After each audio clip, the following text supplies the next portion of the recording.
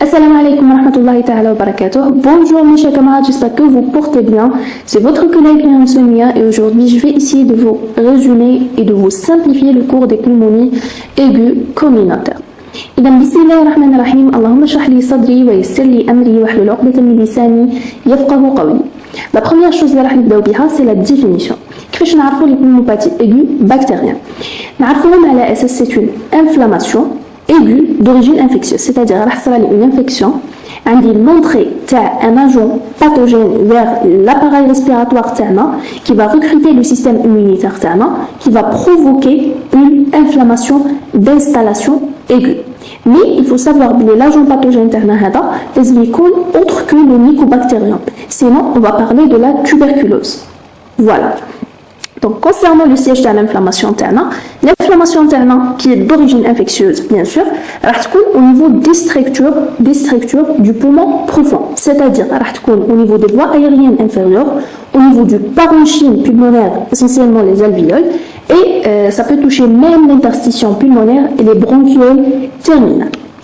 Selon l'origine de l'agent pathogène, on distingue deux types de pneumonies aiguës. On a les pneumonies aiguës communautaires ou on a les pneumonies aiguës nosocomiales. Pour les pneumonies aiguës communautaires, ça veut dire que l'agent pathogène est la communauté, c'est-à-dire en extra-hospitalier. Tandis que les pneumonies nosocomiales, l'agent pathogène est le milieu hospitalier. Mais il y a des conditions de est-ce que c'est une pneumonie communautaire ou même nosocomiale. Donc, nous avons une pneumonie aiguë communautaire. Par exemple, moi je suis une personne qui متخلص l'hôpital في une période اللي حاولة في هذا la période اللي درت فيها l'infection اللي هنا باينة directement بلي l'agent pathogène تاعنا راني هزيتو من الكوميونيتي on parle de la pneumonie aiguë communautaire. ولا نكون دخلت l'hôpital puis خرجت من l'hôpital après une hospitalisation وقعدت en extra-hospitalier plus de 14 jours. C'est-à-dire, moi, à l'hospitalisation, fait plus de 14 jours.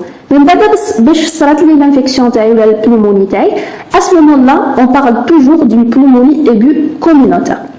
Ou le troisième cas, on traite le milieu hospitalier, ça va être une hospitalisation, et j'ai développé l'infection pulmonaire ou la pneumonie pendant les premières 48 heures de l'infection. C'est-à-dire, هزيت الجار من برا من la communauté من بعد دخلت درت une hospitalisation هذوك اليومين الاولين تاع l'hospitalisation تاعي j'ai développé avec le pneumonie. À ce moment-là, l'agent pathogène تاعي راني هزيتو من la communauté, donc c'est une pneumonie aiguë communautaire. C'est-à-dire, soit ما صارت لي حتى hospitalisation اللي هنا باينه بلي l'agent pathogène تاعي هزيتو من la communauté ولا درت une hospitalisation من بعد خرجت قعدت plus de 14 jours en dehors de l'hôpital من بعد باش développer la pneumonie تاعي toujours لهنا c'est une pneumonie aiguë communautaire ولا هزيت l'agent pathogène تاعي من le milieu extra hospitalier من بعد صرات لي une hospitalisation j'ai développé le pneumonie تاعي في les 2 premiers jours, c'est-à-dire les premières 48 heures. Toujours لهنا l'agent pathogène تاعي il est d'origine communautaire. Donc on parle d'une pneumonie aiguë communautaire. Pour la pneumonie aiguë nosocomiale, لهنا نكون درت une hospitalisation وقعدت في l'hôpital plus de 48 heures, يعني après les 2 premiers jours, puis j'ai développé le pneumonie تاعي. À ce moment-là, نعرف بلي l'agent pathogène تاعي راني هزيتو من le milieu hospitalier et on parle d'une pneumonie aiguë nosocomiale. ولا درت une hospitalisation puis خرجت من l'hôpital من بعد j'ai développé le pneumonie في les premières 14 jours. يعني مورا l'hospitalisation في les premières 14 jours j'ai développé la pneumonie تاعي.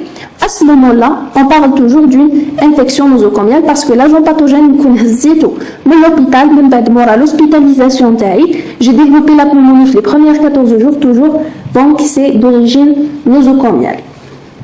Et bien sûr, selon les deux origines, les agents pathogènes c'est-à-dire les pneumonies aiguës communautaires, les agents pathogènes qui sont incriminés fiha zi, et les pneumonies nosocomiales, les agents pathogènes qui sont incriminés donc les agents qui sont incriminés nosocomiales, généralement, ils sont multirésistants parce qu'ils sont trouvés dans le milieu hospitalisé, ils sont toujours en contact avec les antibiotiques. Il s'agit généralement souvent des BGN, les bactéries gram-négatifs, على رأسهم pseudomonas aeruginosa, anathanil klebsiella pneumonia. Et on peut trouver des bactéries gram-positifs comme SARM, le Staphylococcus aureus, résistant à la méticilline. Il peut être à l'origine des infections nosocomiales. Donc on passe l'intérêt de la question. Je vais seulement concentrer sur les choses importantes. L'épidémiologie, je vais vous dire l'éthiopathogénie, ou là, autrement dit, c'est la physiopathologie. Tout d'abord, on rappelle le rôle de l'appareil respiratoire. Elle est constituée par les voies aériennes supérieures et les voies aériennes inférieures qui partent du pharynx aux alvéoles. Donc les voies aériennes inférieures, les voies aériennes supérieures et inférieures, c'est les cordes vocales. C'est-à-dire, au-dessus des cordes vocales, il s'agit des voies aériennes supérieures. Mais derrière les cordes vocales, il s'agit des voies aériennes inférieures. Les alvéoles sont entourés par des capillaires qui vont assurer les échanges alvéolo-capillaires. On a des mécanismes de défense qui sont mis en œuvre à tous les niveaux de l'appareil respiratoire, bien sûr. On a des moyens mécaniques, il s'agit du mucus, des poils, des cils, etc.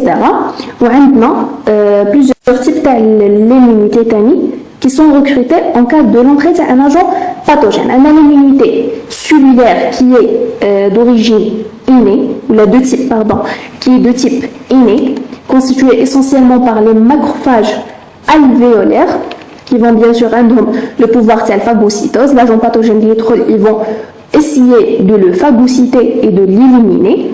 Les une infection importante par le mécanisme de chimiotactisme, ils vont recruter les polynucléaires neutrophiles pour bien sûr assurer l'élimination de l'agent pathogène. L'immunité humorale locale, il s'agit généralement des immunoglobulines sécrétoires au niveau des muqueuses, comme la muqueuse respiratoire, la muqueuse intestinale, etc. Il s'agit des EGA sécrétoires qui vont aider à l'élimination des agents pathogènes par le mécanisme de l'agglutination. هما راح يعاونوا باش يحكموا هذاك لاجون باثوجين. من بعد هذاك لاجون باثوجين كي يحكموه هو il va être éliminé par le transport mucociliaire. Voilà, donc هما يحكموا لاجون باثوجين من بعد les cils et le mucus راح يليمينيو هذاك لاجون باثوجين. Puis, لكن ما قدرتش هذه l'immunité immorale locale et l'immunité innée الاولى اللي قلنا فيها les macrophages et les polynucléaires neutrophiles ما قدرتش تإليميني هذاك l'agent pathogène. À ce moment-là, on a le recrutement de l'immunité spécifique présentée par les lymphocytes T en cas d'un agent pathogène intracellulaire comme les virus et les bactéries atypiques à la mèche parce que nous la paroi bactérienne qui est le mycoplasme, chlamydia et legionnaires. Donc, les bactéries qui ont la capacité de en intracellulaire et les virus, bien sûr, qui sont en intracellulaire, le recrutement des lymphocytes C pour éliminer. Et pour les lymphocytes B, ils vont viser essentiellement les pathogènes extracellulaires. Donc, quand il y a une infection pulmonaire ou une pneumonie aiguë, l'agent pathogène il passe les barrières ou il dire la multiplication. Donc, soit l'agent pathogène est virulent, oui, le système immunitaire ne attaquer, ou bien le système immunitaire est défaillant, ou bien l'incrimination des deux mécanismes, c'est-à-dire l'agent pathogène est virulent, en plus de mon système immunitaire est défaillant. C'est-à-dire la physiopathologie des infections, les pneumonies aiguës bactériennes. Maintenant, on peut parler des pathogènes qui sont incriminés chez les PAC, les pneumonies aiguës communautaires et pas nosocomiales. Donc, pour les germes, le plus souvent, il s'agit des germes, une PAC qui est d'origine bactérienne, parce qu'on a les bactéries d'origine virale, mais le plus souvent, les PAC, ils sont provoqués par des bactéries plus que des virus. Donc, on a un germe qui est dit typique, et on a des germes qui sont dits atypiques. Pour le germe typique, c'est le Streptococcus pneumonia, appelé encore pneumocoque. C'est celui qui est le plus fréquemment incriminé chez les PAC. Les autres germes, autres que Streptococcus pneumonia, ils sont dits atypiques. On a Legionella pneumophila, Mycoplasma pneumonia, Chlamydia pneumonia, Chlamydophila psittacea. Je ne sais pas est-ce que la prononciation est là ou non. En tout cas, on a les virus. Donc le germe typique, c'est Streptococcus pneumonia. Autre que Streptococcus pneumonia, c'est-à-dire Legionella pneumophila, Mycoplasma pneumonia, Chlamydia pneumonia et Chlamydophila psittacea, avec les virus, ils sont considérés comme atypiques. Donc pour les germes atypiques, autres que Legionella pneumophila, généralement, ils sont à l'origine des PAC qui sont non sévères. Mais la prise en charge au ambulatoire chez le sujet jeune. En plus des virus tani, il y a des PAC qui sont non sévères. Pour les PAC sévères, c'est-à-dire la canigina, un patient une PAC sévère, les deux premiers germes, les ce sont Streptococcus pneumonia et Legionella pneumophila. Hadou, ils les PAC sévères. Et les virus, le SARS-CoV-2 est peut-être à l'origine des PAC sévères. Les autres virus généralement ne peuvent pas donner des PAC sévères. Déjà, l'implication directe du virus dans la survenue de la pneumonie n'est pas toujours établie. C'est-à-dire le virus généralement on a une pneumonie. C'est rarement on a une pneumonie. Généralement il s'agit des co-infections virales et bactériennes. C'est-à-dire il y a le virus sera un état d'immunodépression. Les bactéries s'arrêtent avec le force, oui, avec les virus, ils vont causer une pneumonie. Donc je répète, le germe typique c'est Streptococcus pneumonia. Toutes les autres germes, autres que Streptococcus pneumonia, ils sont dits atypiques. Que ce soit Legionella pneumophila, Mycoplasma pneumonia, Chlamydia pneumonia et Chlamydophila psittacea avec les virus. Pneumonie, elle est souvent d'origine bactérienne. Les virus, ils sont rarement impliqués. Et lorsqu'ils sont impliqués, généralement, il s'agit des co-infections virales et bactériennes. Devant une PAC grave ou la sévère, il chute en premier lieu Streptococcus pneumonia et Legionella pneumophila parce que les autres germes atypiques généralement donnent des PAC non sévères. Et devant une PAC sévère d'origine virale, il chute le SARS-CoV-2. Voilà, donc la question qui se pose maintenant, comment poser le diagnostic? Donc, qui m'a marque? نبداو toujours l'examen clinique تاعنا عندنا l'interrogatoire et l'examen physique. En ce cas, on va chercher les signes généraux, les signes fonctionnels respiratoires et les signes physiques نجيبوهم من l'examen physique تاعنا les 4 temps تاعو l'inspection, la palpation, la percussion et l'auscultation. Pour les signes généraux, généralement راح يكونوا à cause de l'infection, c'est-à-dire عندنا la fièvre, les frissons, plus ou moins les frissons يعني قادر يكونوا حاضرين قادر non. نقدروا نلقاو ثاني l'asthénie. En cas de germe atypique, généralement نقدروا نلقاو un syndrome d'allure grippale, c'est-à-dire les arthralgies, les myalgies, les céphalées, etc. Concernant les signes fonctionnels respiratoires, on va trouver de la toux. Lorsqu'on parle de la toux, toujours لازم نحوسوا est-ce qu'elle est sèche ou la productive. En cas d'une PAC, madame قلنا généralement, ce sont les bactéries qui sont la cause. Généralement, راح نلقاو une toux productive اللي راح تمدلنا des expectorations purulentes. On peut trouver aussi de la dyspnée parce qu'il s'agit d'une inflammation les parenchymes pulmonaires probants. Ça peut toucher les alvéoles, ce qui va engendrer une dyspnée. On peut aussi trouver la douleur thoracique. Et si on a la douleur thoracique, ici, je coupe une réaction pleurale. Ça veut dire l'infection tana راهي passet le plèvre. Elle a irrité le plèvre. Elle a mèche parce que le poumon, généralement, ne fiche les terminaisons nerveuses de la douleur. Donc, quand on a une douleur thoracique, on suspecte l'inflammation tana ou l'inflammation tana qui est d'origine infectieuse, راهي passet le plèvre. Concernant les signes physiques, on va trouver ce qu'on appelle le syndrome de condensation alvéolaire. Donc le syndrome de condensation alvéolaire, à la percussion, on va trouver une matité. Il y a le poumon à l'état normal qui fait une percussion entre les espaces intercostales normalement il y a une sonorité parce qu'il s'agit de l'air dans le poumon.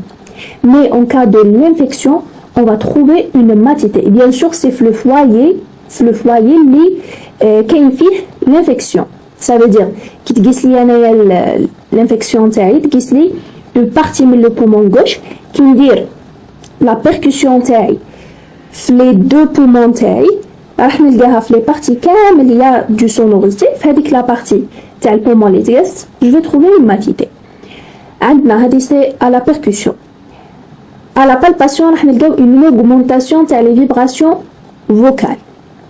Et à l'auscultation on a la présence des crépitants. On peut trouver aussi le souffle tubaire et on a l'abolition des murmures vésiculaires. تقدروا تحوسوا في جوجل ولا sur YouTube على les crépitants نسمعوهم كيفاش دايرين.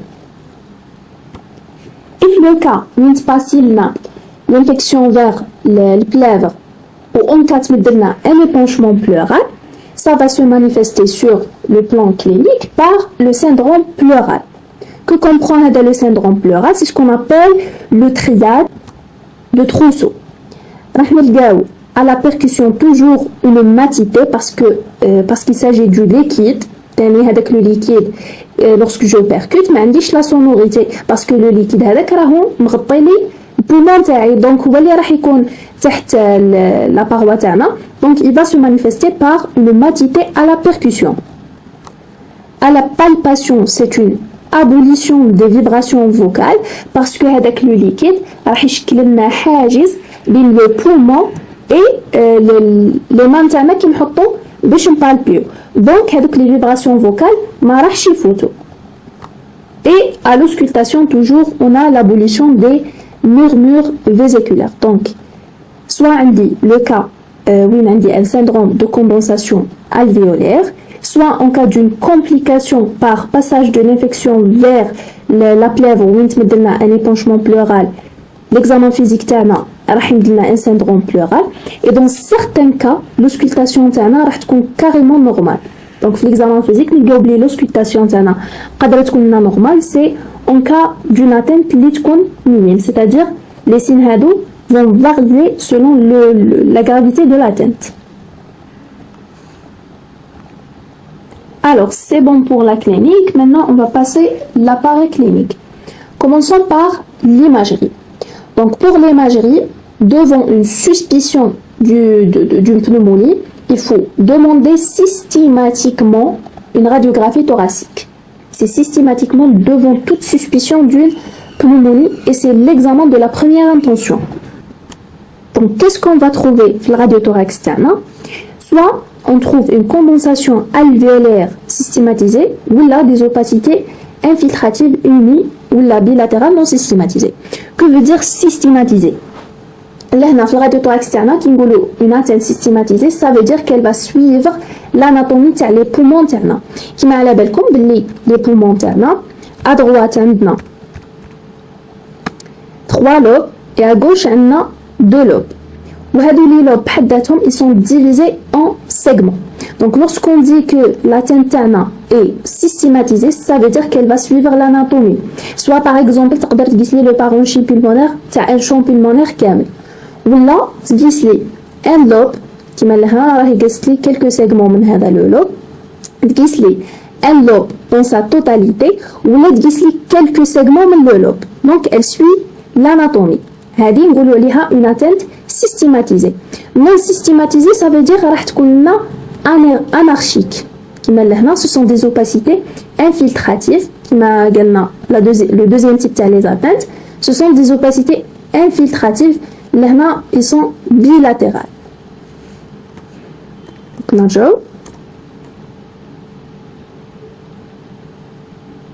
Voilà. Concernant l'atteinte systématisée, nous voyons beaucoup plus qui met qu'on a une atteinte par le germe typique qui est le pneumocoque. Et pour les atteintes de les opacités infiltratives unies ou la bilatérales, généralement ils sont bilatérales qui sont non systématisées et anarchiques, généralement c'est en cas d'une atteinte par un germe atypique. ان كا سبيسيال تاع الليجيونيلا نقدروا نلقاو فيها لي دو تيب تاع لي زاتان نقدروا نلقاو سيستيماتيزي ولا نون سيستيماتيزي. شوفوا لهنا واش قلنا l'examen clinique et radiologique thoracique suffit au diagnostic de PAC dans la majorité des cas, c'est-à-dire imaginer un patient بهذوك les signes اللي ديجا حكينا عليهم نديرو l'examen clinique, je trouve un syndrome de condensation là je trouve un syndrome pleural, نزيد مع الراديوتhorax تاعنا ça suffit pour poser le diagnostic d'une pneumonie. Les autres examens radiologiques ils sont demandés dans des indications spécifiques les demandent فيهم. ماشي كيما الراديوتhorax on a dit بلي demander systématiquement devant la suspicion تاع une pneumonie, alors que l'échocardiographie l'échocardio parce que كنت نقرا في الكارديو l'échographie thoracique demande généralement lorsqu'on a une suspicion تاع un épanchement pleural parce qu'elle est utile la détection تاع les épanchements pleuraux. تقدر تنعت لنا ثاني la condensation mais l'indication تاعها c'est généralement devant, on peut la demander devant la suspicion de la présence d'un épanchement pleural. Pour la TDM thoracique ثاني عندها des indications spécifiques تاعها, soit pour poser le diagnostic en cas où le radiothorax تاعي كانت difficile باش ندير لها l'interprétation. par exemple يكون عندي un sujet âgé ولا alité وما نقدرش ندير له ما يقدرش يوقف en bonne position باش ندير له الراديوتhorax تاعنا يكون alité, ولا تكون ديجا عنده une pathologie pulmonaire sous-jacente اللي ديجا حدير لنا دي lésions au niveau du poumon, ce qui يكون حاجز باش نديرو l'interprétation تاع un radiothorax normal. c'est pour ça on va demander le scanner باش نفرق بين les lésions تاع la pathologie pulmonaire تاعو اللي ديجا عنده et les lésions تاع pneumonie en cas de présence d'une pneumonie pour poser le diagnostic. Dans certains cas c'est pour poser le diagnostic étiologique. Maintenant par exemple un patient اللي يدير بزاف les pneumonies à répétition نشكو بلي عنده une pathologie par exemple une pathologie tumorale ou là il s'agit d'un terrain immunodéprimé اللي قادرة تكون عنده une pathologie في البومون تاعو. هذيك الباثولوجي توجور تخلي le système immunitaire تاع البومون défaillant وين n'importe quel germe même s'il يكون ماهوش virulent يقدر يدير له une pneumonie. Donc devant les pneumonies à répétition on peut demander TDM thoracique à la recherche d'une étiologie اللي ثبتها toujours عندي les pneumonies à répétition. Aussi en cas d'une complication leucorégionale devant un épanchement pleural ou là une excavation, on demande TDM TANA pour une bonne exploration et pour poser le diagnostic différentiel, c'est surtout en cas de l'embolie pulmonaire. Donc les trois premières indications كنا نستعملوا في une TDM non injectée, ما درناش فيها le produit de contraste.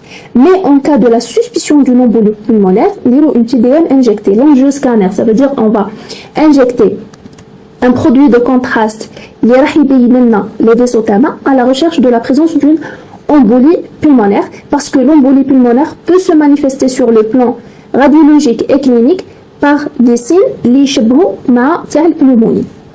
Donc en cas d'une suspicion forte qu'il s'agit d'une embolie pulmonaire, on va demander la TDM injectée ou la l'angioscanner pour confirmer ou la éliminer le diagnostic. Donc, un des suspicions تاع une pneumonie, l'examen complémentaire que je le demande systématiquement, c'est le radiothorax. Mais selon le cas, il y a des indications spécifiques pour les autres types les techniques radiologiques, l'échographie. On peut le demander en cas d'un épanchement pleural, TDM, pour poser le diagnostic positif, les cas difficiles. Pour poser le diagnostic étiologique, surtout qu'il y a une pneumonie à répétition, ça veut dire une étiologie اللي راهي مخبيه وبسببتها عندي هذيك la défaillance تاع البومون اللي تخليها toujours t'infecta. Les complications leucorégionales pour une meilleure exploration et le diagnostic différentiel devant surtout l'embolie pulmonaire. La biologie et la microbiologie. Il faut savoir que la biologie et la microbiologie, mais les hommes demandent en ambulatoire. Ça veut dire لازم حتى نديرو une hospitalisation تاع le patient باش نقدروا demander la biologie et la microbiologie. وكيفاش نديروا une hospitalisation تاع le patient c'est devant des critères spécifiques. donc نشوفوهم من بعد كاينين des critères spécifiques يكونوا حاضرين في le patient نديروا له une hospitalisation. à ce moment-là on a le droit باش ندوموندي la biologie et la microbiologie. mais si le patient تاعنا يجي consulter en ambulatoire وما عندناش هذوك les critères ما عندناش الحق باش ندومونديو la biologie et la microbiologie. je base sur la clinique et la radiologie. Qu'est-ce qu'on peut demander dans la biologie? L'FNS, l'NFS. Je peux demander un CRP, je peux demander la vitesse de sédimentation. Ou on a des bilans biologiques qui sont un peu spécifiques. Par exemple, le bilan rénal, hépatique et le bilan de coagulation, c'est surtout en cas de la suspicion de la présence d'un sepsis. C'est-à-dire que l'infection passe vers les autres organes. Donc, mettre le bilan rénal, hépatique et le bilan de coagulation pour chercher la défaillance multiviscérale. Voilà, comme c'est mentionné ici, c'est pour l'évaluation de la gravité. Et dans certains cas, ça peut nous donner l'orientation étiologique. Par exemple, on a des germes qui peuvent provoquer des atteintes au niveau de ces organes. Par exemple, Legionella, le mycoplasma, ça peut donner une cytolyse hépatique. يعني نقدر نلقى TGO TGP طالعين. Par exemple, Legionella تقدر تمدي une insuffisance rénale, نقدر نلقى كريا urée طالعين. Donc, ça peut nous détenir pour la recherche le germe causal. L'orientation plutôt vers le germe causal. عندنا تاني la gazométrie artérielle. là quand تكون عندي une saturation en oxygène اللي هابطه je peux demander la gazométrie artérielle باش ندير une évaluation de la gravité نشوف l'époxémie تاعي ونشوف est-ce que عندي une installation تاع un état d'une acidose métabolique c'est-à-dire tellement l'oxygène ما كانش يقدر يتحول لي لو ميتابوليسم تاعي من aérobique لانايروبيك ce qui va produire de l'acide lactique. donc on peut trouver une hyperlactémie, lactatémie. Ça c'était concernant la biologie. Pour la microbiologie c'est toujours qui m'a la biologie لازم une hospitalisation باش يكون عندي الحق باش ندوموندي la microbiologie. donc la microbiologie تاعنا واش راح تعاوننا pour adapter le traitement antibiotique تاعنا. donc انايا كي نعرف le germe causal de la pneumonie راح نمد une antibiothérapie qui اللي راح تفيزي لي هذاك le germe causal. alors الاول كي يجينا le patient on va pas attendre l'antibiogramme حتى يخرج لنا mais plutôt on va commencer par un traitement probabiliste selon la suspicion clinique تاعنا نشك في tel ou tel germe selon l'aspect radiologique تاعي تاني يقدر يعاوني يا اخي قلنا systématiser généralement نشكو في البنeumocoque. une atteinte bilatérale qui est infiltrativement systématisée نشك في les germes atypiques. Legionella تقدر تمدلي لي دو. donc je base sur le contexte clinique تاعي et je base تاني sur le radiothorax تاعي. je commence par un traitement probabiliste en attendant que l'antibiogramme تاعنا يوجد. كي يوجد l'antibiogramme تاعنا on va adapter le traitement تاعنا. c'est ce qu'on appelle la désescalade thérapeutique. donc qu'est-ce qu'on peut demander? نقدر نمد les hémocultures anaérobie نحوس على لي جيرم تاع لايروبي ولا لانايروبي يقدروا يكونوا لي زوج. دونك انايا جادابت لا كولتور تاعي pour les germes aérobie et anaérobie. وقتاش ندومونديو لي hémocultures c'est généralement في les pics de la fièvre et de frisson. كي تكون لا fièvre تاعنا طالعه et en cas de présence de frisson لهنا je suspecte la présence d'une décharge bactérienne au niveau du sang. la bactérie تخرج في le sang. donc à ce moment-là moi je réalise l'hémoculture. L'antigénurie pour Legionella ou le pneumocoque, ça veut dire que je vais rechercher les antigènes, les germes Legionella ou le pneumocoque au niveau des urines. Et généralement, c'est un examen sensible et spécifique, surtout pour Legionella. Donc, يقدر يكون positif même si après l'utilisation de l'antibiothérapie, on peut trouver les antigènes de Legionella ou le pneumocoque au niveau des urines. L'examen cytobactériologique des crachats, c'est-à-dire le CBC, qui compte la toute projective. Pour les germes atypiques, ça veut dire les virus et les bactéries intracellulaires. On a ce qu'on appelle le PCR multiplex. Multiplex, ça veut dire qu'il va chercher plusieurs germes en même temps. Donc ça peut chercher les virus et les germes atypiques. Et on a des PCR spécifiques pour les bactéries atypique. En cas de présence d'une complication type épanchement pleural, bien sûr, on va faire une ponction exploratrice pour chercher les caractéristiques avec le liquide pleural. Bien sûr, mais les examens biologiques et microbiologiques à la barba, mais toujours selon le contexte clinique, selon la suspicion clinique. Alors, dans ce tableau, en ambulatoire, il n'y a aucun examen microbiologique à réaliser. En cas d'hospitalisation, que ce soit dans un service de la médecine conventionnelle ou là dans un service de soins intensifs et réanimation, on a le droit de demander les examens microbiologiques et biologiques. Ici, on a déjà mentionné ça, l'indication de ces examens microbiologiques dépend de la gravité de la PAC. En cas d'une PAC qui est moins grave, qui est traitée en ambulatoire, on ne va pas demander les examens microbiologiques, tandis qu'en cas d'une PAC qui nécessite une hospitalisation qui est grave, là on a des facteurs de risque et des critères d'hospitalisation, on va demander bien sûr les examens microbiologiques selon le contexte et selon le besoin. De préférence, ils sont réalisés avant d'initier l'antibiothérapie, ça veut dire je vais préciser le germe, comme ça je vais viser directement l'antibiotique qui va attaquer avec le germe.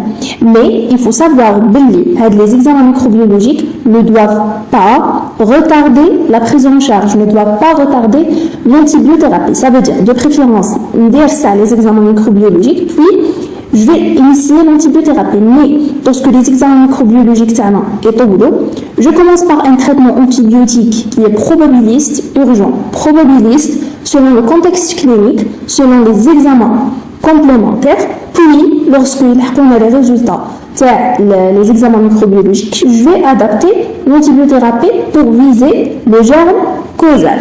Et ici, on a déjà mentionné ça concernant la recherche des antigènes du pneumocoque et de légionelle dans les urines. C'est un examen qui est sensible et spécifique, même si on a commencé l'antibiothérapie. Alors, concernant les formules cliniques, je préfère de passer à faire ce tableau, puis on revient.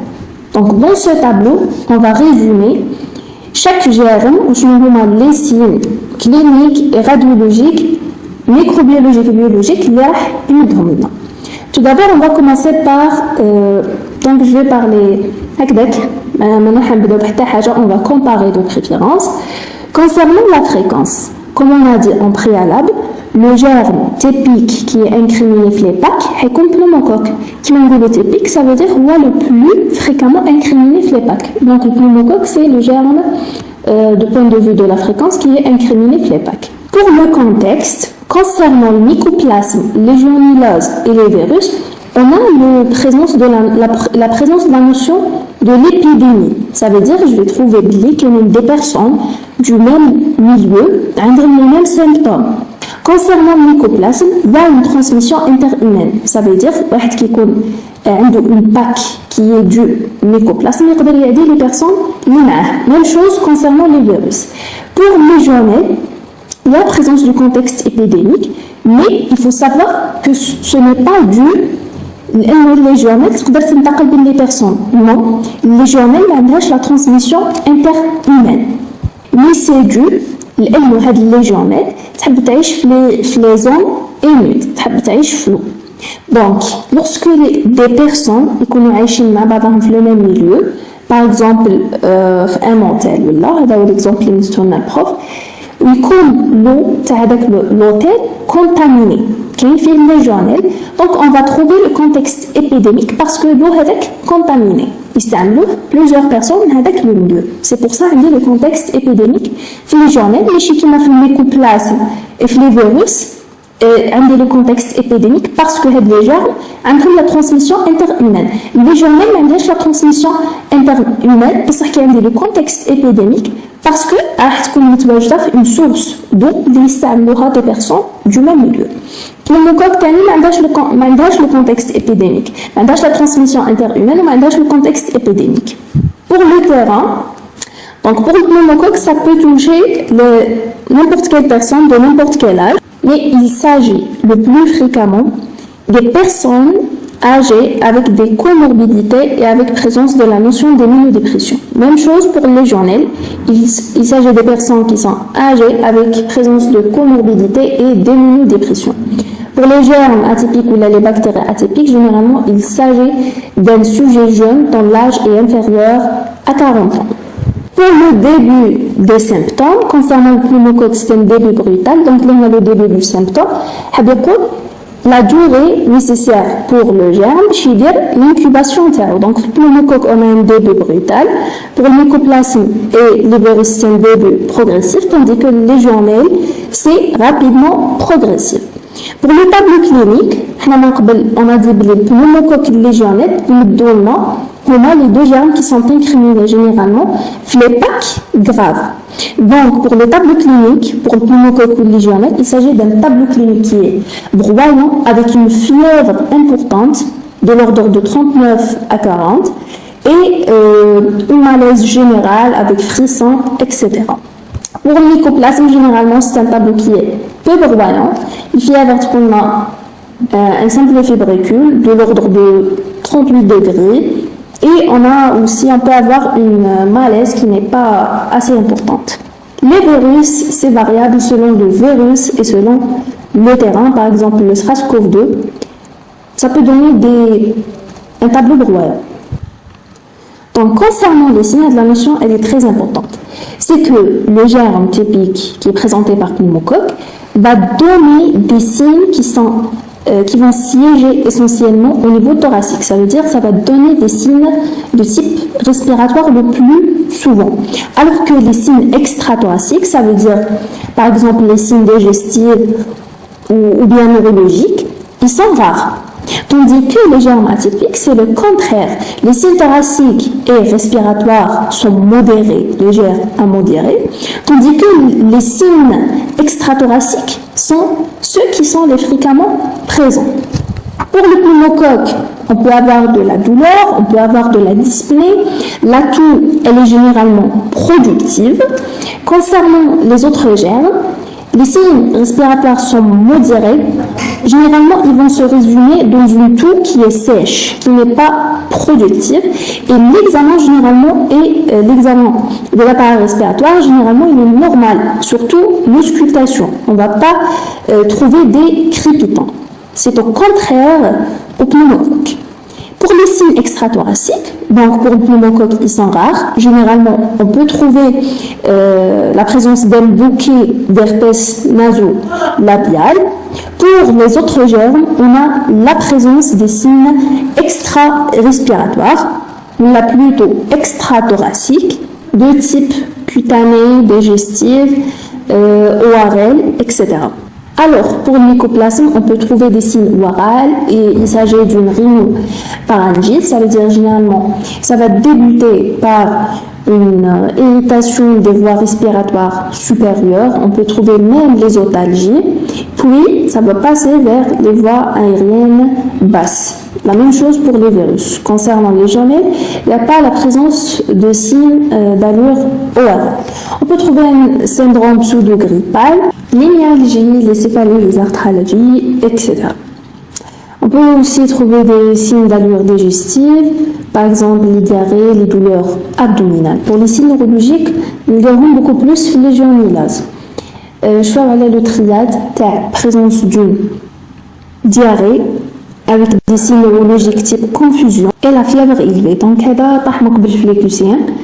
يجيب لك هاد les symptômes. Donc, il s'agit du PAC avec présence d'une fièvre élevée et une diarrhée ou là, ça يقولوا des troubles digestifs ou là abdominal et la présence des signes neurologiques type maux de tête ou là une confusion. يقول لك quel est le germe suspecté. Donc, c'est Legionella. La même chose pour le virus, donc on a la présence des signes extrathoraciques, que ce soit d'allure digestive, d'allure ORL, cutanée, etc. Pour la biologie, le pneumocoque surtout, c'est l'invasion les PNN, c'est une hyperleucocytose à PNN. Pour les germes atypiques, on peut trouver une invasion les lymphocytes T, une normocytose ou bien une leucopénie. Parfois, on peut trouver une hyperleucocytose qui est légère. Donc, pour les autres signes biologiques, concernant les germes atypiques, le mycoplasme, c'est caractérisé par la présence d'une anémie hémolytique. Je vais aller des thèmes le mycoplasme, c'est la présence d'une anémie hémolytique. Légionelle, c'est beaucoup plus l'hyponatrémie avec le rhabdomyolyse. Les deux peuvent donner de la cytolyse hépatique, ça veut dire TG ou TGP pareil. Et pour les légionelle, là, une insuffisance rénale, ça veut dire le cria ou l'urée. Pour les virus, c'est aspécifique, il peut modifier. Pour les examens microbiologiques, pour le pneumocoque, c'est surtout le CBC, on a des coccigrammes positifs qui sont organisés en chaînette. Ce sont des diplocoques, ça veut dire des deux cocci. On peut également demander l'examen à la recherche des antigènes dans les urines. On peut trouver les antigènes de pneumocoque. Et indépendamment, on peut demander l'hémoculture en cas de formes graves. Généralement, l'hémoculture, c'est le temps où il a une fièvre élevée avec présence des frissons. Là, le temps des frissons, la fièvre élevée, parce que avec le temps, il y a des bactéries qui sortent le sang. Il y a la décharge des bactéries qui sortent le sang. Donc, s'il y a de l'hémoculture, je peux tomber sur un résultat positif et je peux déterminer le germe maintenant. Donc, pour les examens microbiologiques, concernant les germes atypiques, on va demander le PCR, qui va demander la sérologie, mais généralement la sérologie, c'est pour une infection antérieure le germe, parce que généralement le résultat est retardé. Mais j'ai le corps qui a développé la réponse spécifique, donc le résultat positif. Pour les légionella, l'antégénurie, c'est un examen qui est vraiment sensible et spécifique, même après l'utilisation des antibiotiques. On peut dérouler les cultures et généralement dérouler le PCR parce que ça se considère comme un germe atypique, donc je cherche le génome, le germe, les sécrétions respiratoires. Alors pour les virus, généralement ce sont les PCR. Pour la lésion sur radiothorax, le pneumocoque, ça va donner des condensations systématisées. Le radiothorax externe, il y a une opacité qui est systématisée, qui suit l'organisation anatomique. Les germes atypiques, généralement, ça va donner des opacités multifocales. Généralement, ils sont bilatérales. Ça peut être unilatéral, mais généralement, il s'agit des lésions qui sont bilatérales. Pour les légionella, ça peut se manifester par les deux aspects radiologiques. Et généralement, les lésions sont bilatérales. Alors, pour les virus, on donne des opacités alvéolaires interstitielles, où là, l'aspect en verre dépourvu non systématisé. Qui m'a le SRAS-CoV-2, le RTAO, qui nous demande le scanner, de chercher l'aspect de verre dépoli, qu'on va le voir le cours de la COVID. Pour la réponse au bêta-lactame. Comme vous savez, les bêta-lactamies, ils vont viser, les bactéries, ils vont attaquer la paroi. Donc, le pneumocoque, c'est une bactérie qui a la paroi.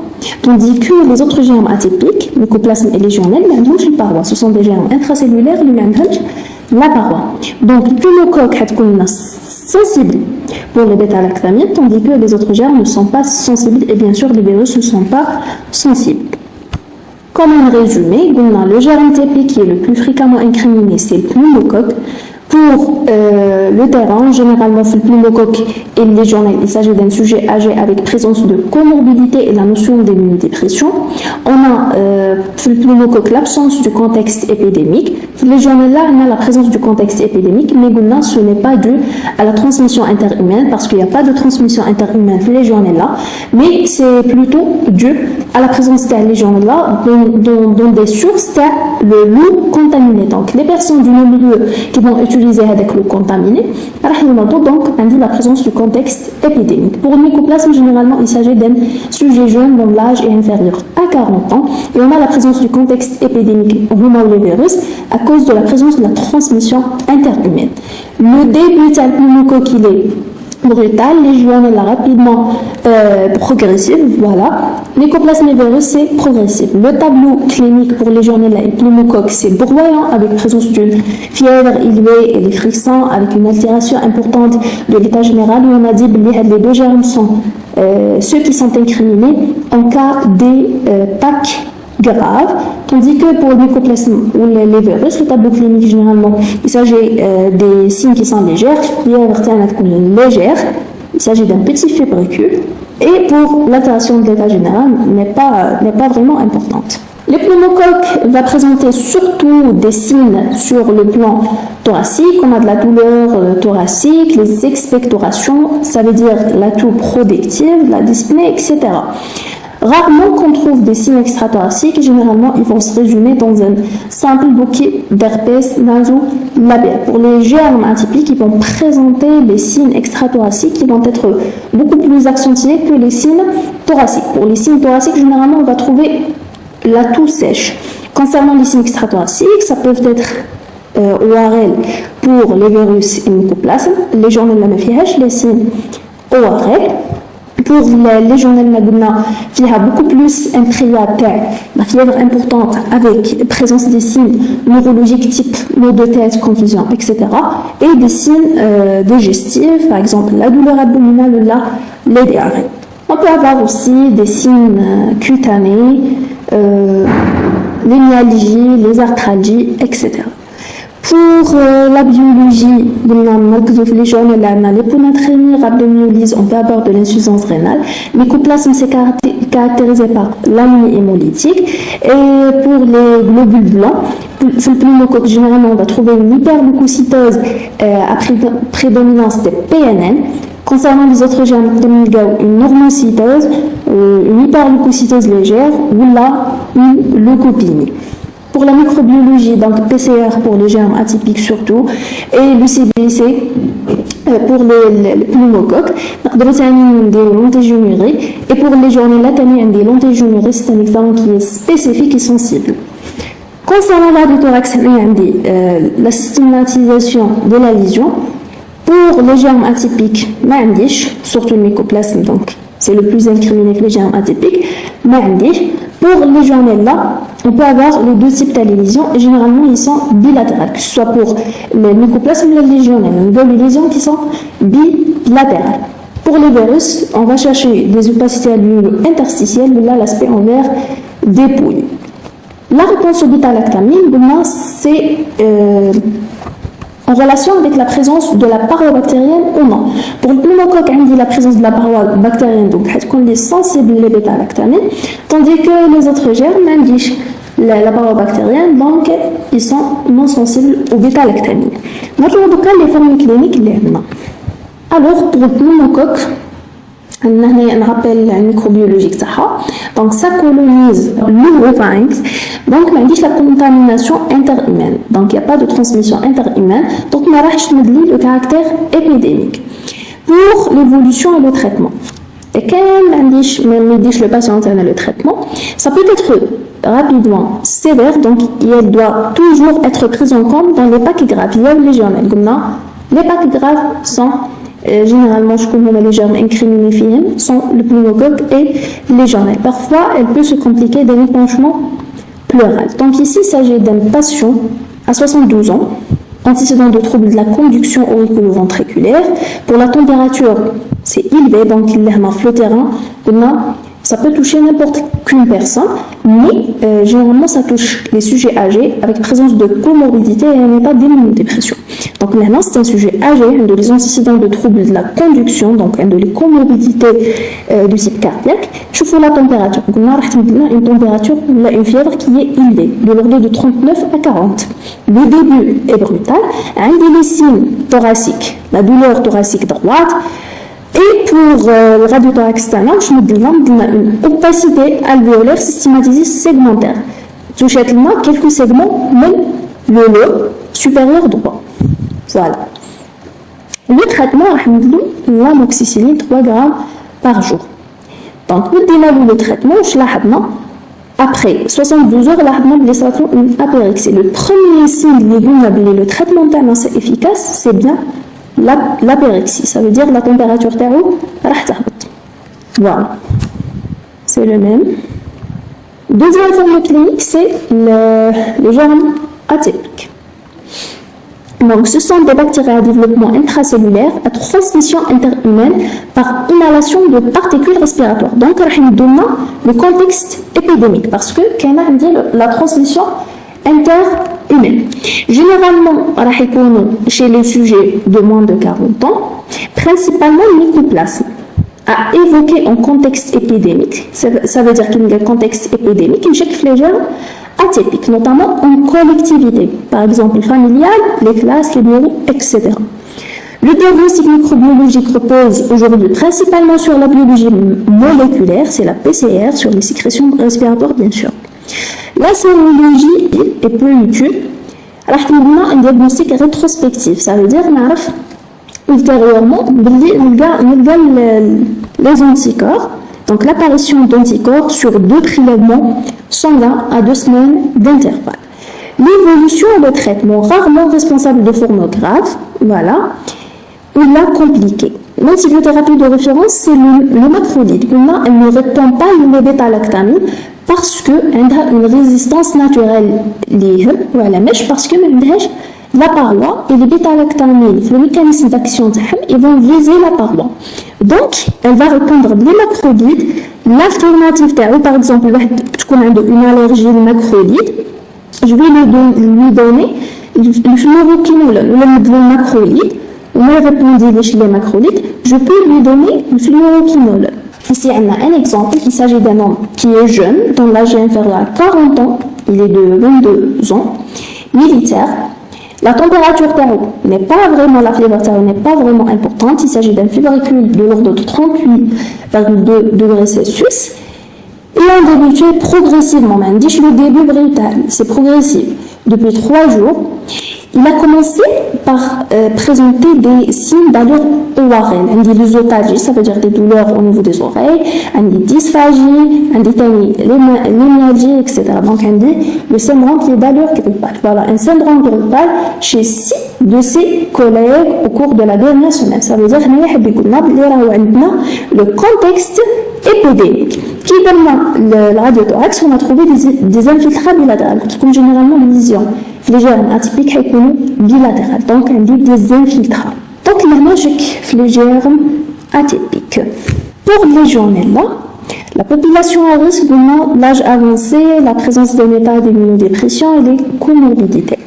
Pour la microbiologie, il s'agit d'un bacille gram-négatif présent dans le milieu naturel, au niveau de l'eau, au niveau de la terre, et artificiel au niveau des réseaux d'eau chaude, les tours agro-réfrigérantes. Pour la contamination, ça se fait par voie respiratoire par inhalation d'aérosols d'eau. Donc je vais inhaler avec l'eau contaminée et pas par la transmission interhumaine. Le contexte épidémique, c'est dû l'utilisation de l'eau contaminée par plusieurs personnes qui sont avec le milieu. Donc, qui connaît un isolement de Legionella, il faut dire l'enquête pour نعرفوا la source de l'eau contaminée pour نحدوا l'infection par cette l'eau contaminée.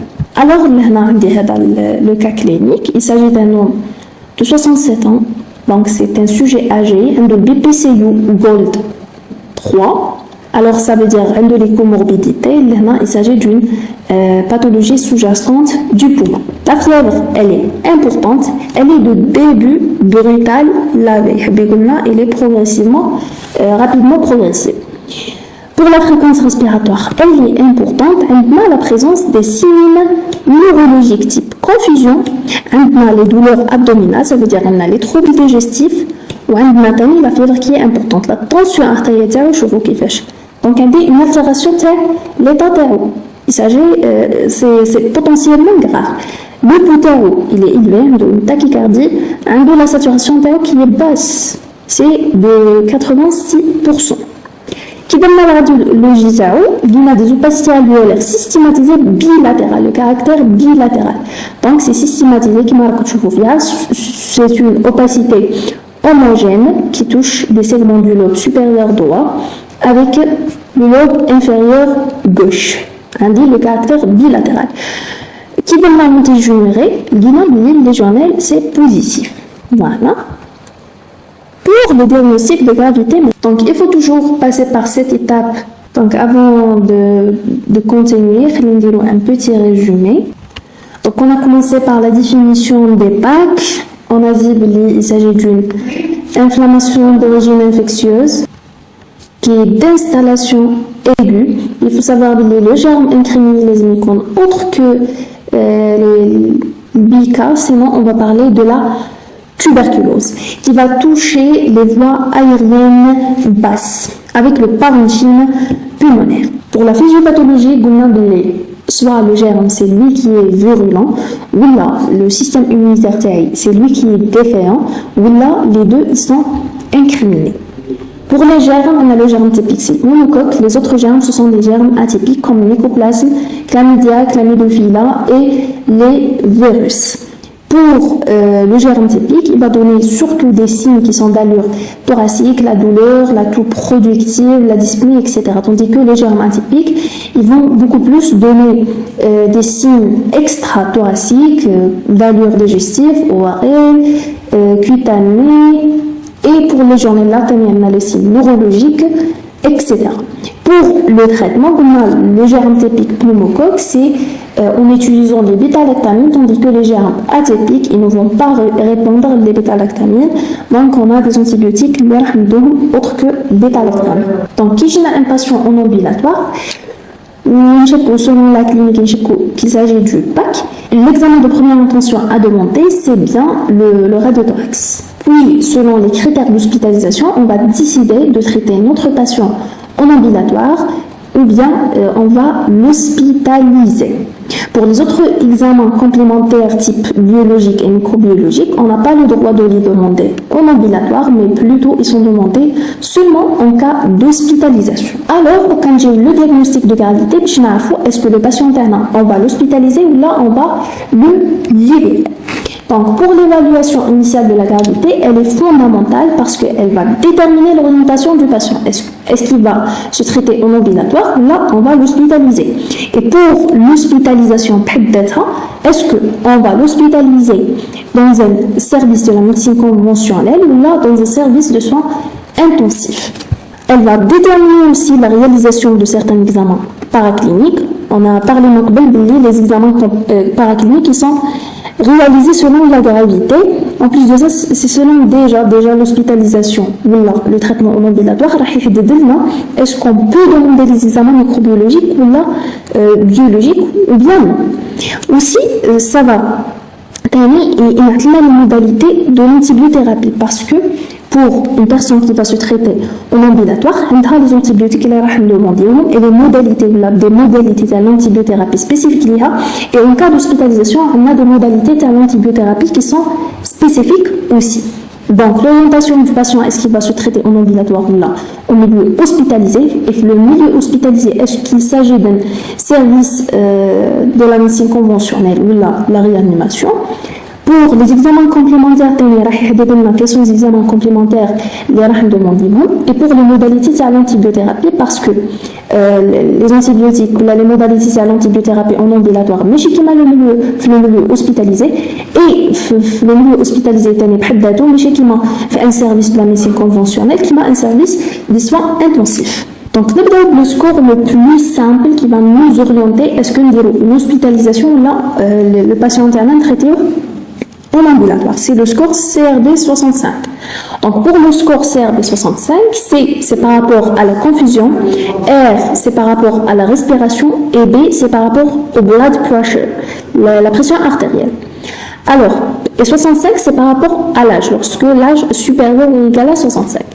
Donc, un des confusions, la fréquence respiratoire supérieure ou égale à 30 cycles par minute, le blood pressure pour la systolique inférieure à 90 mmHg et pour la diastolique inférieure ou égale à 60 mmHg. Pour l'âge, lorsqu'il est supérieur à 65 ans, donc la présence d'un seul critère, les critères, ça suffit pour une évaluation à l'hôpital. Lorsque les critères, mais quand les critères, donc je vais réaliser un traitement en ambulatoire. Mais concernant l'âge,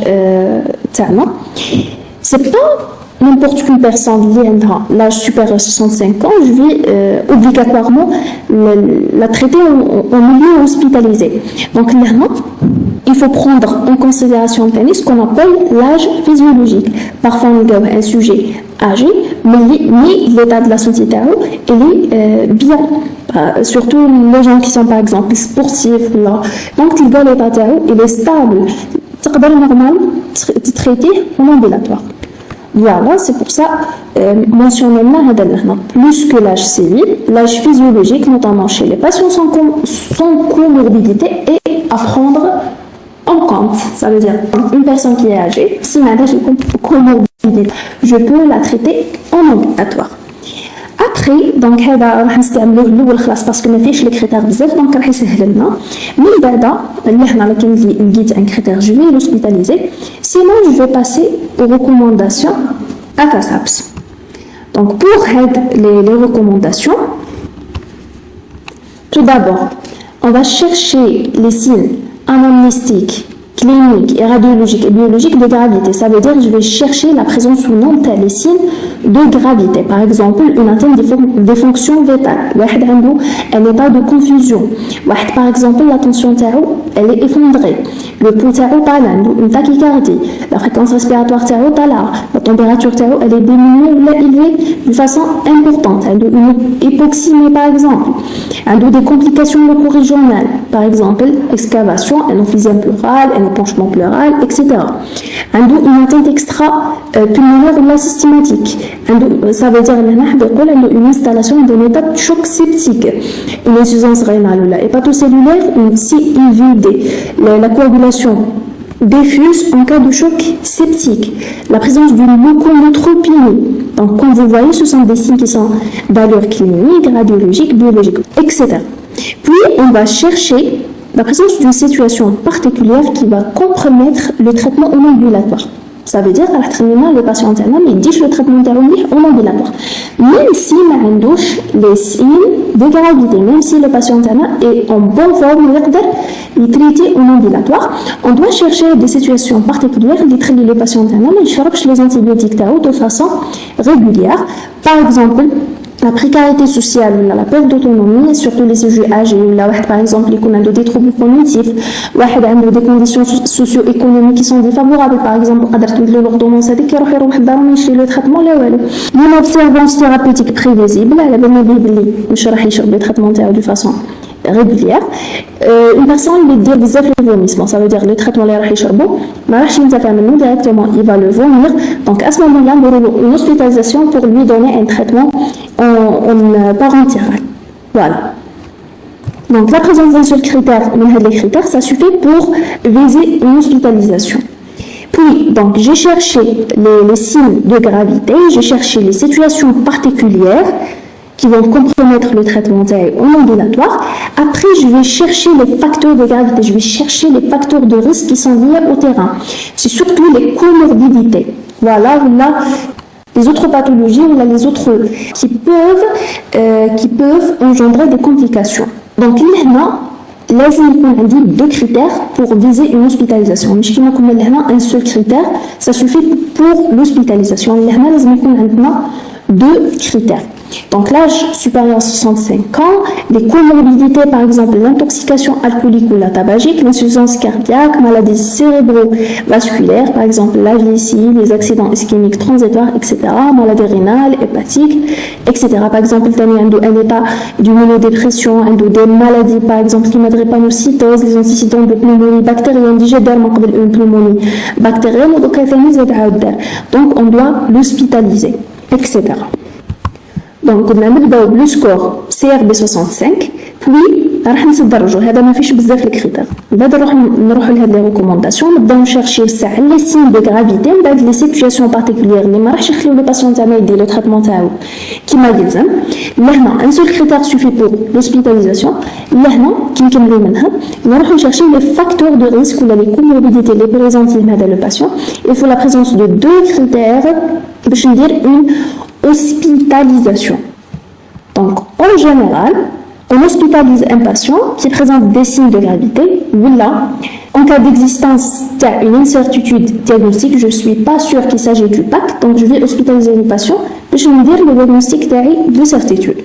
Un échec de prise en charge au domicile, ça veut dire j'ai mon le traitement en ambulatoire. Avec le traitement, une réévaluation, ça veut dire la surveillance dans le patient qui a le traitement, donc à ce moment-là, on doit hospitaliser le patient. Un patient qui risque de décompenser une pathologie chronique préexistante, c'est généralement le patient qui a de comorbidité, donc après cette infection, il va décompenser la pathologie. Là, dans des situations particulières, le patient il doit une prise normale le traitement des antibiotiques. Pour l'hospitalisation dans un milieu de soins intensifs, donc, quels sont les critères d'hospitalisation dans un milieu de soins intensifs? Donc, on a des conséquences respiratoires de la PAC, des anomalies métaboliques ou la hématologique, et on a des conséquences systémiques. Généralement, il s'agit donc de la défaillance organique sévère avec l'installation du choc septique, etc. Alors, maintenant, concernant le traitement des PAC, bien sûr, le traitement est basé sur l'utilisation de l'antibiothérapie parce que les PAC, généralement, dans la plupart des cas, ils sont dus à des infections bactériennes. Donc, pour l'antibiothérapie, le choix il est basé sur l'épidémiologie. Selon le terrain, le traitement donné un sujet jeune, mais un traitement donné à un sujet âgé avec présence de comorbidité. Et selon la gravité de la pneumonie, la pneumonie grave, beaucoup plus le pneumocoque ou le légionnaire. Il est instauré généralement par voie orale, sauf pour les C3G, c'est-à-dire les céphalosporines de troisième génération. Ils sont administrés par la voie parentérale. La durée généralement de 7 jours. Pour les caractéristiques de l'antibiothérapie, elle doit être urgente. Juste, j'établis mon diagnostic. Je vais administrer précocement l'antibiothérapie. Si le patient, je vais le traiter en ambulatoire, qui est le traitement, le traitement. Si je vais traiter le patient après l'hospitalisation, juste qu'il y ait l'hospitalisation, je vais commencer à administrer mon traitement. Il est probabiliste, il est adapté les résultats si on a une hospitalisation. Donc en cas de l'ambulatoire, les traitements selon la suspicion clinique, selon l'aspect radiologique. Donc il est probabiliste. La même chose pour le traitement en cas d'hospitalisation. Donc je vais commencer par un traitement probabiliste selon la suspicion clinique, selon l'aspect radiologique. Puis, qui j'ai les résultats des examens microbiologiques, je vais viser le germe causal. Il est secondairement réévalué à 48 heures, 72 heures. Donc, après l'instauration du traitement, je vais surveiller mon patient. Après 48 heures, 72 heures, je vois est-ce que le traitement il le patient ou non. Et le premier signe à chercher, c'est la pyrexie. Ça veut dire que le patient donc, le traitement le patient, je vais chercher d'abord est-ce que le patient le traitement ça veut dire l'observance. Est-ce que par exemple, il y a des causes qui le traitement n'est pas absorbé, par exemple le patient a un trouble d'absorption par exemple, ou il a des autres médicaments qui ont des interactions médicamenteuses. Sinon, je vais changer mon traitement. Et comment avec un souci d'écologie bactérienne, le traitement, par exemple, il est donné dans une durée de 7 jours. Pour les patients qui sont hospitalisés, par un traitement probabiliste, puis qui génère les résultats, on va faire ce qu'on appelle la désescalade thérapeutique. Le traitement antibiotique, seulement le traitement qui va viser le germe causal, et le patient mais développer les résistances. Donc, il y a de l'écologie bactérienne, où je me les règles que je dois les respecter pour que le patient, les bactéries, mais développer les résistances. Mais couche à un développement des souches résistantes. Alors, maintenant, هذا الطابلو نعرفوا chaque bactérie وشنو هما les antibiotiques اللي راهي sensibles ليهم. Donc, pour Streptococcus pneumoniae, ça veut dire le pneumocoque, elle est sensible au bêta-lactamine, à savoir l'amoxicilline, ou l'augmentant, ou la C3G, le céphalosporine troisième génération. Donc, essentiellement, pour Streptococcus pneumoniae, ce sont les bêta-lactamines. Les germes atypiques, les macrolides, puis les fluoroquinolones, pour la Chlamydophila pneumonia, Mycoplasma pneumonia ou Legionella. هذه ما حكيناش عليها في le cours. Pour les anaérobies, donc l'augmentant C3G plus ou moins, et c'est surtout le métronidazole. Je fais aller هذا. Donc pour les anaérobies, généralement on donne le métronidazole, le nom commercial les شائعنا هو الفلاجيل. Donc je fais aller parce que vous allez le rencontrer les abcès ou les pleurésies purulentes. Pour Staphylococcus aureus, c'est surtout C3G. Voilà, augmentant C3G. Donc, pneumocoque, c'est les bêta-lactamines, amoxicilline, augmentant C3G. Pour les anaérobies, c'est surtout le métronidazole. Pour les germes atypiques, c'est surtout le macrolide ou le fluoroquinolone. Et pour Staphylococcus aureus, c'est surtout C3G. Alors, concernant les modalités de l'instauration de l'antibiothérapie, les modalités vont différer selon la gravité. Donc là, en ambulatoire, chez le sujet jeune qui ne présente aucun signe de gravité, on va commencer selon le contexte clinique. S'il est en faveur de pneumocoque, l'amoxicilline. S'il est en faveur de germes atypiques, macrolide. Donc, pristinamycine, il est alternatif. En cas, par exemple, le patient a une allergie, l'amoxicilline ou la macrolide, je peux donner de la pristinamycine. Après, je vais faire une surveillance ou une réévaluation. Après 48 heures, après 72 heures, je cherche est-ce que le patient va présenter une amélioration clinique ou non. Donc, si échec, si le patient ne présente aucune amélioration, donc je switch. Si je l'amoxicilline ou le macrolide, si je macrolide ou l'amoxicilline. Si échec pour la deuxième fois, à ce moment-là, je vais dire hospitalisation. Alors, pour le sujet qui présente des comorbidités ou là un sujet âgé, hors institution, parce que les congénants dans une institution, âgé plus dans une institution, on dit deux facteurs de risque. Qui m'a fait les recommandations les maloues, les quand on dit deux facteurs de risque, je dois envisager une hospitalisation directement. Donc, les on a un sujet âgé qui est hors institution. Donc, chez un sujet avec comorbidité ou un sujet âgé, je vais commencer mon traitement par un augmentant ou un C3G. Ou là, par fluoroquinolone antipneumococcique. Donc, toujours, ça dépend là le contexte clinique. Si je suspecte une bactérie, par exemple une pneumocoque, je vais donner l'augmentant ou là un C3G. Parce qu'il s'agit d'un sujet qui présente des comorbidités. Mais s'il s'agit d'une bactérie atypique, je vais commencer par le fluoroquinolone, toujours antipneumococcique, qui va couvrir le pneumocoque mâle. Toujours, je vais faire une réévaluation après 48 heures, 72 heures. Maintenant, les cas où échecté le traitement, je vais envisager directement une hospitalisation. Mais chez le sujet jeune qui ne présente aucun signe de gravité, un switch. Maintenant, je vais envisager directement l'hospitalisation. Pour le traitement en ambulatoire.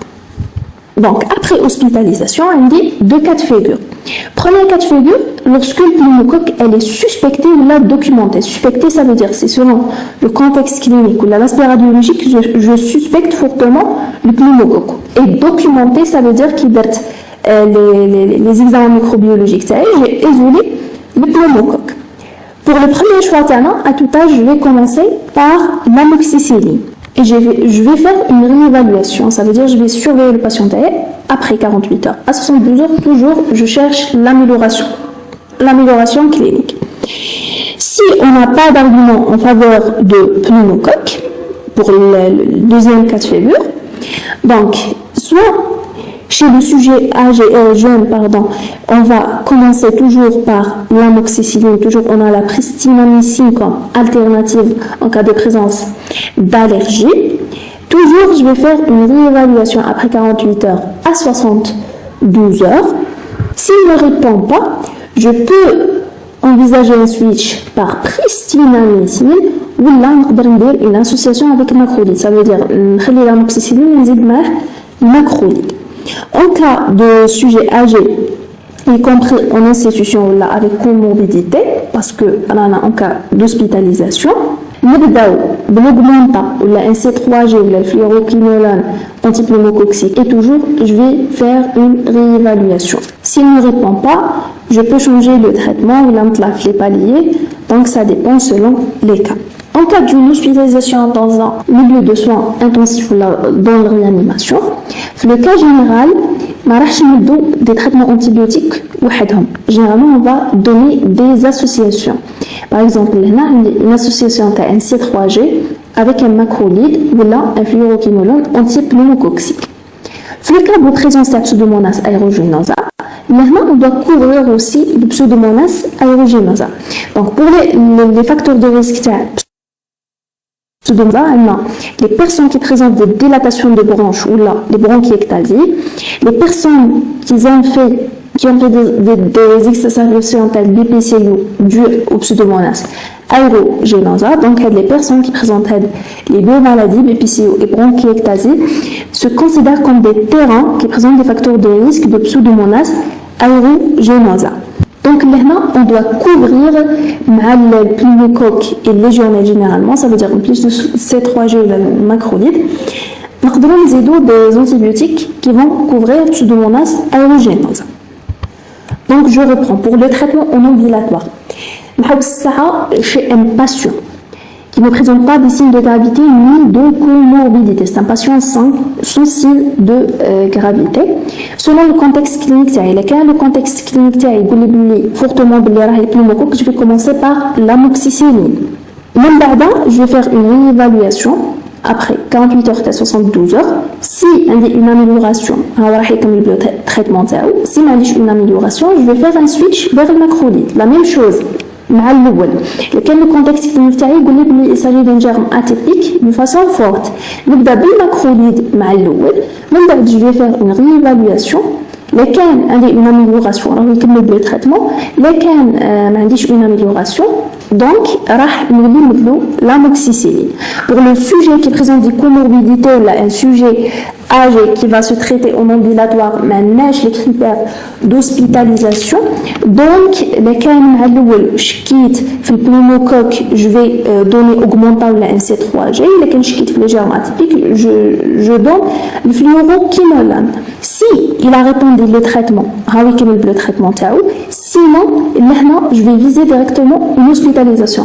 Mais si le sujet sans son signe de gravité, un switch, même dans les cas répondit on va viser l'hospitalisation. Alors, pour le traitement en cas d'hospitalisation, si le pneumocoque elle est suspectée, fortement suspectée ou documentée carrément, suspectée ça veut dire selon le contexte clinique et la radiographie, le radiothorax documentée ça veut dire les examens microbiologiques en faveur de pneumocoque.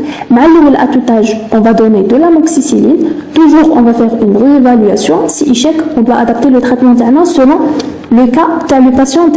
Si on a un argument en faveur de pneumocoque, chez le sujet jaune, on va toujours commencer par l'amoxicilline. Ça veut dire, même si on a un argument en faveur de pneumocoque, on doit couvrir en premier lieu le pneumocoque parce que c'est le germe typique qui est fréquemment incriminé. Donc, de l'amoxicilline, s'il présente une allergie, toujours un des pristinamycine. Si, après réévaluation, il y a une amélioration, je peux associer avec l'amoxicilline macrolide ou l'un un switch vers pristinamycine et toujours je vais faire une réévaluation. Les cas des échecs, on va adapter le traitement selon le cas. Pour un sujet âgé, mais des arguments en faveur avec pneumocoque, on va toujours commencer par un oxaacide clavulanique, ça veut dire l'augmenta, ou la ciftriaxone, ou la fluoroquinolone antipneumococcique, ça veut dire toujours on va couvrir le pneumocoque. Toujours, on va faire une réévaluation à la recherche d'une amélioration clinique. Si vraiment, avec le traitement et encadrement l'antibiogramme, on peut envisager une désescalade thérapeutique. Ça veut dire les antibiotiques qui vont viser le germe causal et les autres antibiotiques mais je vais développer les résistances. Si on a une amélioration clinique, donc on va adapter le traitement selon le cas. En cas de l'hospitalisation dans un milieu de soins intensifs, dans les cas généraux, on doit associer les traitements. Je ne un seul traitement, on dirait une réévaluation. Donc, le cas de soins intensifs, on commence directement par une association de C3G avec les macrolides ou les fluoroquinolones. Si le patient présente des facteurs de risque de pseudomonas aeruginosa, essentiellement, il s'agit de bronchiectasie, ça veut dire dilatation de bronches, ou il y a le BPCO. Un patient qui a une dilatation de bronche ou un BPCO. Donc, on doit couvrir aussi pseudomonas aeruginosa. Alors, pour l'évolution, le patient doit être obligatoirement réévalué cliniquement à 48 heures à 72 heures au début de l'antibiothérapie. Une chauffe l'efficacité par le traitement d'âme. Évolution défavorable, persistance ou aggravation des symptômes. Donc l'évolution défavorable. Qui fait défavorable, ça veut dire une persistance ou l'aggravation des symptômes.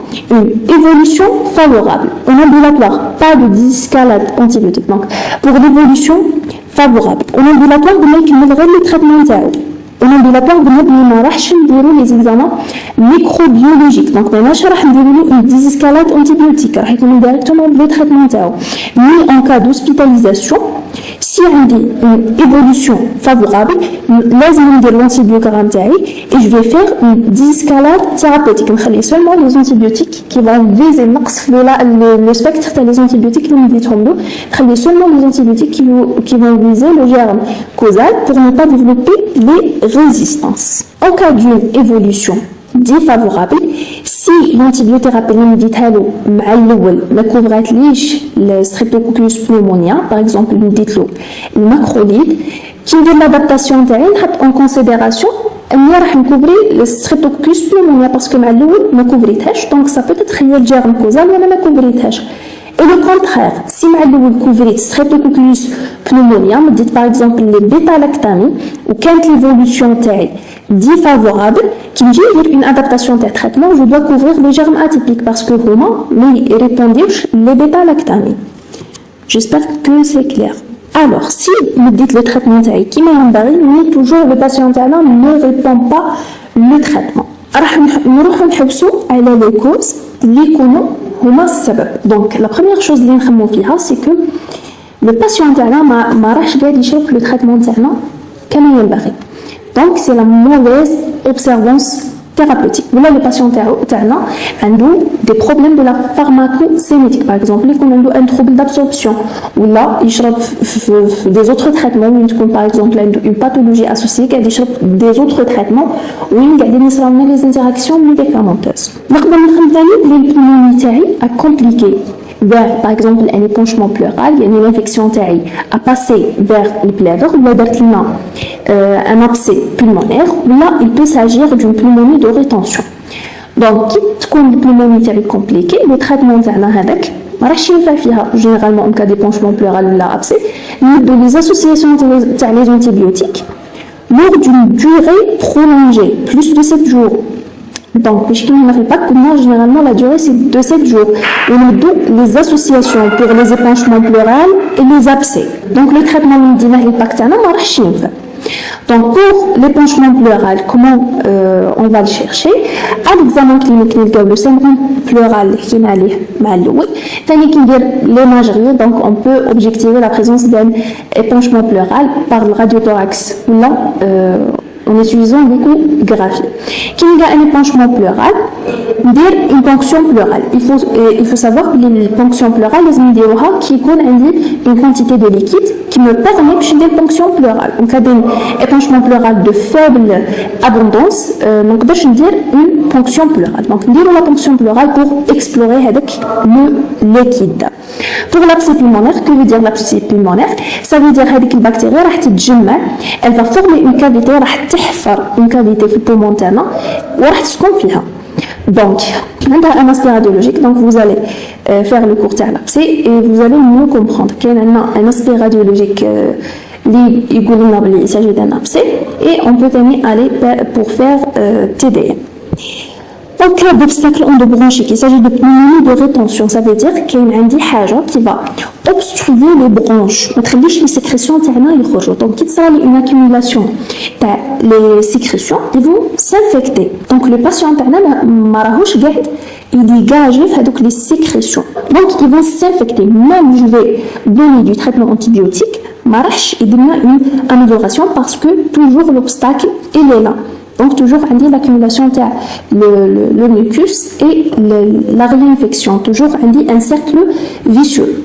Alors, pour la pneumonie de rétention, donc ça peut être dû à la présence d'un corps étranger fibreux respiratoire. Donc je suspecte chez le sujet jeune adulte ou le sujet âgé, il y a un appareil dentaire. Donc avec l'appareil dentaire, elle va passer une partie de l'autre.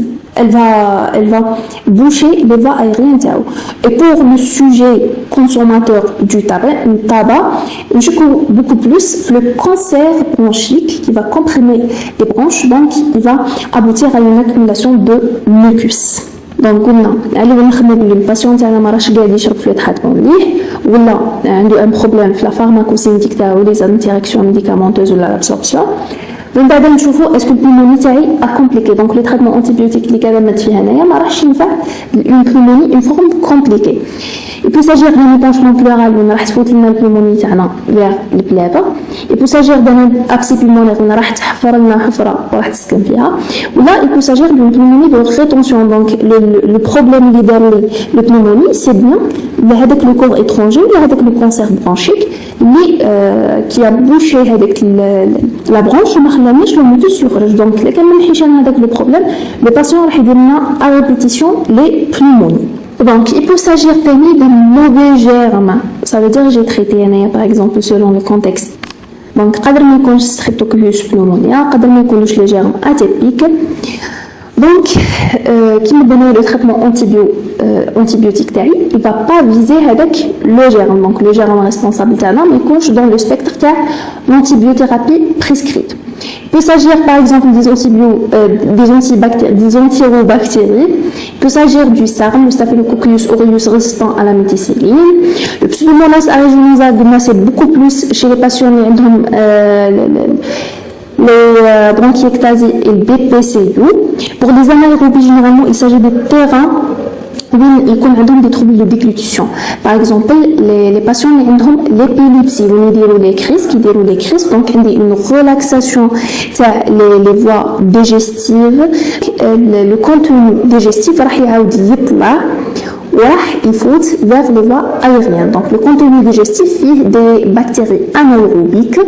Donc, on risque de faire des pneumonies qui sont dues à des germes anaérobiques. Il peut s'agir de la tuberculose. Donc, on doit chercher la notion du comptage tuberculeux. Là, il peut s'agir d'un état d'immunodépression. Donc, on doit chercher une infection, par exemple, par le VIH. Enfin, nous connaissons carrément une erreur diagnostique. Donc, on doit chercher les diagnostics différentiels, par exemple l'embolie pulmonaire, la pneumopathie interstitielle diffuse, le cancer bronchique, tuberculose pulmonaire, donc qui peuvent se manifester sur le plan clinique, bien que radiologique, par des signes, des signes de la pneumonie. Par exemple, cancer bronchique, ça peut donner de la toux, embolie pulmonaire, la douleur thoracique, l'aspect radiologique, une opacité qui est systématisée, etc. Voilà. Alors, l'amélioration clinique après instauration du traitement, le premier signe à chercher, c'est bien l'apérixie. Ça veut dire le patient alors, devant la persistance ou la réapparition de la fièvre chez un patient sous antibiothérapie pour une pneumopathie, on doit faire éliminer une fièvre d'une autre étiologie. Donc, le patient va répondre normalement au traitement et la fièvre la persistance de l'infection n'est due mais plutôt c'est dû à une autre étiologie. Par exemple, il peut s'agir d'une vénite d'une infection du virus. C'est par exemple une voie d'abord في البان تاعو دونك تقدر هذيك la voie d'abord t'infecta. Ça peut être dû à une infection de sonde urinaire, c'est la même chose. Ça peut être dû à une thrombose veineuse profonde, surtout pour les patients hospitalisés qui vont être allaités pour une durée importante. Toujours l'allaitement, c'est un facteur de risque de thrombose veineuse profonde et même d'embolie pulmonaire. Quand le patient a une néoplasie, quand il a une allergie à l'antibiothérapie ou une colite post-antibiothérapie. Pour la prévention, donc, on a la prophylaxie en utilisant les vaccinations qui sont prescrites pour les personnes ou la population à risque. La vaccination antigrippale, antipneumococcique, la vaccination anti-SARS-CoV-2, ou là les personnes qui sont tabagiques, donc اللي عندهم un terrain de débilité locale, ça veut dire l'appareil respiratoire تاعهم حتكون faible, donc il risque de développer les PAC. Voilà, comme cela, on a terminé notre cours. J'espère que cette vidéo vous a aidé.